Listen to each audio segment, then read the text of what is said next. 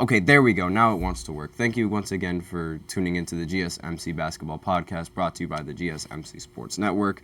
My microphone did it yet again.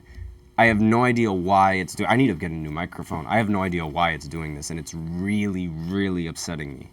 But regardless, let's go ahead and get this terrible segment over. Let's go get this show over with a couple of hot takes from a lot of these fans that were submitted on an Instagram account called Court Coverage. You guys can go check that out. They put really good stuff. I like looking at their posts, and a lot of these fans, like, they come in and they give their hot takes to his they give hot takes to this Instagram user, and once they do that, he posts them later, like after the week, and he like posts like the craziest ones or like the best ones that he thought came out of it. So I'm just going to go ahead and pull that up real quick and give some of the hot takes that he has.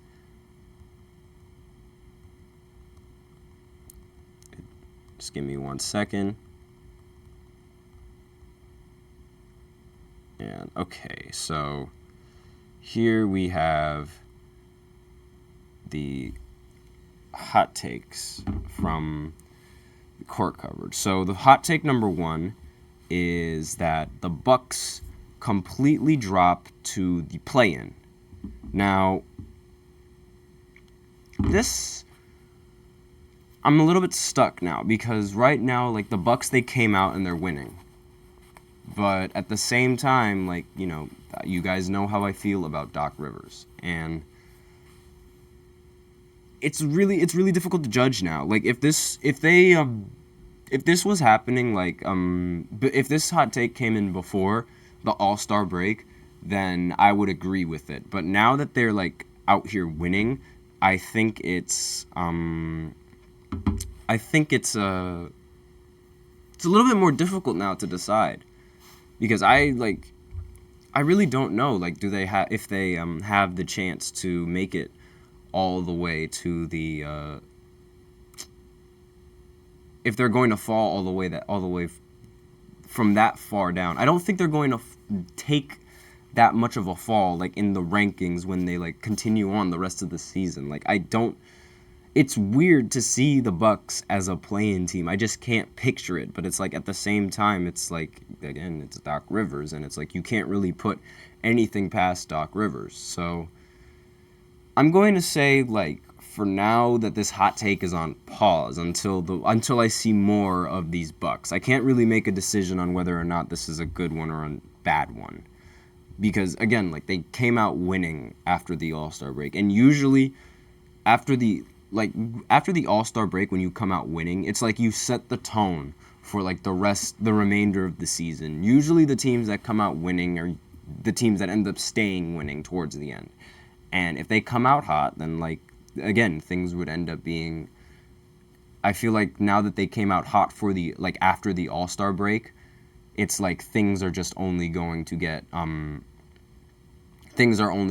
better for this team. But that's the way I see it. So, hot take number 2 is that the Golden State Warriors will make a Western Conference Finals appearance. Now, I do not agree with this one. I really don't agree with this whatsoever. I think Klay Thompson is a little bit too inconsistent to, again, like, I get it, he's coming off the bench and whatnot, but he also takes a lot of shots still, despite coming off the bench. And I'm not sure if Steph Curry and the Golden State Warriors are going to have that firepower on the offensive side of the ball and that reliable firepower that they usually get from Klay and they usually get from Curry to make a deep playoff run, especially, like, after coming off of last year losing to the Los Angeles Lakers. Again, I don't really see Golden State making it to the Western Conference Finals. I see them making it to the semifinals at most, but I believe that this team is going to be a first-round exit, and they're going to, like, they'll be a play-in team, and they're going to win in the play-in, and they're going to lose in the postseason. That's how I see the Golden State. That's their ceiling for me in Golden State. And they've gone through like a lot of struggles going like throughout the season. Draymond getting suspended for a couple of games. Now we have the Klay Thompson issue with his inefficient shooting. But at the same time, with all of this, they also were able to make a great player out of Kuminga, and they were also able to make a great player out of Brandon Podzimski, I believe that's how you pronounce his name, but forgive me if I mispronounce it again. But they do a great job with that, which brings me into my next hot take, actually, which is Brandon Podzimski will be an all-star at some point in his career. Now, this sort of plays into like if I think they will make the Western Conference Finals, because if he does like what Jordan Poole did, like Jordan Poole, he got hot towards after like the All-Star break and going into the playoffs. And that's what sort of led him to getting the super big contract extension that he got from the Warriors and the big contract that he got from Washington. So with that in mind, if Brandon is able to reach that level in the playoffs, then the Golden State Warriors might have a legitimate shot at making a Western Conference Finals appearance. Again, that's if this happens, however. Now, Podzimski being an all-star at some point in his career, I 100% think that's going to happen, yes. He's shown that he can be a great asset to the team, and like while he's obviously like still like young and he's like still developing, I feel like he's in the same spot that Brunson is right now, where it's like he has a great point guard, he's learning from that great point guard. Going into the playoffs, if he has a great playoff series, a lot of teams are going to want to look at him and are going to want to pay him, and then he'll eventually end up choosing a team that will give him the money that he deserves. And again, if the situation that he plays well in the playoffs eventually pans out, if that happens. But I definitely do see this as a possibility.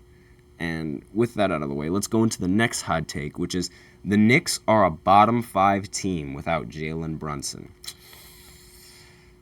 After the trade, I'm not entirely sure we can say that right now, because again, they still have Julius Randle. Like, they don't have him now because like his injury, but if they didn't have Jalen Brunson, they'd still have Randle, and they'd also have Precious, and they'd have DiVincenzo, who are like OG Anunoby as well. He's a great defender.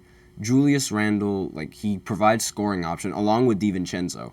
So I don't think the Knicks become a bottom 5 team. Do they become worse? Absolutely, they become worse. They might like be a 10 seed or a 6 seed at the worst with but then again, even when they did have a pretty good year in the regular season without Jalen Brunson. Granted, they lost to Trae Young in the first round and they couldn't make it to the playoffs the year afterwards. But still, that was still a good year without Jalen Brunson, like at least for the Knicks, who have been used to like not having good years like for a very, very long time.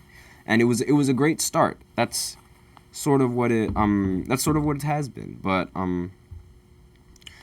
regardless, like I don't really think that like now, especially now with like Bogdanovic in the lineup and the rest of the firepower that team has, I don't think they're a bottom 5 team without Brunson. The rest of the players are just like relatively good, and like I feel like they could lead the team to a decent amount of wins.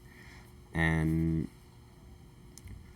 going into the next hot take, which is it's not my favorite. The Brooklyn Nets are the worst organization in basketball. And yes, as of right now, honestly, I mean, yeah, like that seems to be the case with the Brooklyn Nets. I mean, so far it's like the times they've been relevant have been very far in between, and the times that they've been irrelevant are like more times than I can count. And the decisions that they make, like consistently, like with their free agent signings, with their trades, with all that stuff, like all the free agent sign, all that. Like it's like there's really like no other franchise that like hasn't really been this bad. Like you look at the Knicks, like okay, they're a bad franchise, but at least they have history with championships. Like the Nets don't have any championships to run back to whatsoever. And like you might think like, oh well, I mean like at least you have a finals appearance. Like look at the Clippers. Like the Clippers have 0 finals appearances. I mean yes, but like the Nets got swept in one of them and they ended up losing like in 5 games in the other one. So did it really matter the fact that the Nets were in the finals? And not only that, but it's like, I mean, okay, and nobody talks about that finals. So, like, I mean, again, like I guess that like winning an Eastern Conference Finals trophy is like a big deal. But at the end of the day, it's like who ends up winning that last ring and like who ends up going all the way. It's who ends up getting this. And they didn't end up doing that. And like I feel like the Clippers, while they haven't made it to the finals all the time, they've had great teams and they've at least given like their fans like something to like potentially look forward to. I mean, granted it ended in like it ended in fire and flames afterwards, but like at least they gave them something to look forward to. The Nets have barely given their fans anything to really look forward to in their franchise. I mean, apart from having Kevin Durant and Kyrie Irving on the team, there was like still people speculating that team was going to collapse because of Kyrie Irving, and like lo and behold, they end up collapsing. Obviously, marking it as one of the second worst. That was one of the actually like could be the worst or the second worst trade of all time. Honestly, like I mean, and they have a history of making these bad trades too. If you guys don't remember, they traded for a rusty Paul Pierce and Kevin Garnett in exchange for their picks, which ended up being Jason Tatum and Jaylen Brown. But I digress. Not to mention signing Ben Simmons. Not signing Ben Simmons, but trading Ben Simmons to get him on the roster. Like, why? Why? Ben Simmons cannot play basketball. He is not good. Why is he on my team? But I digress.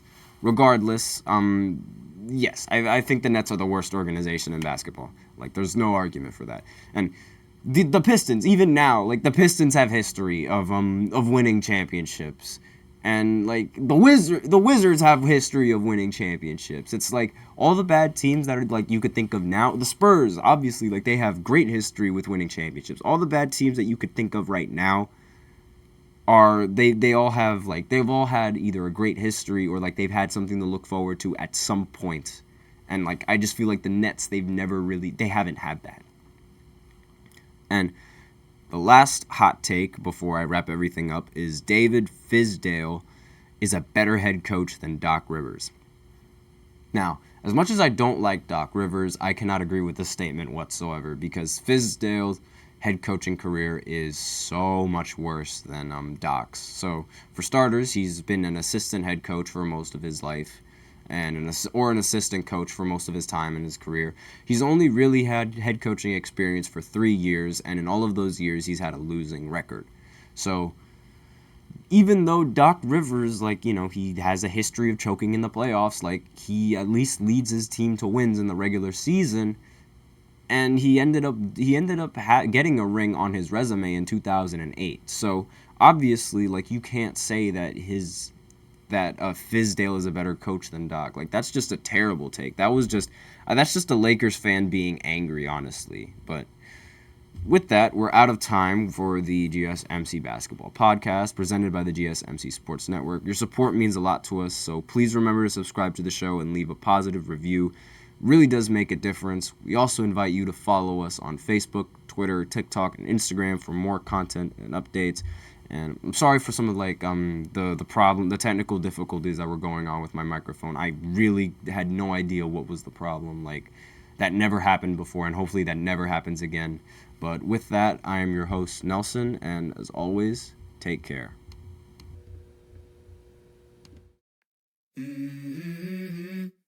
Let's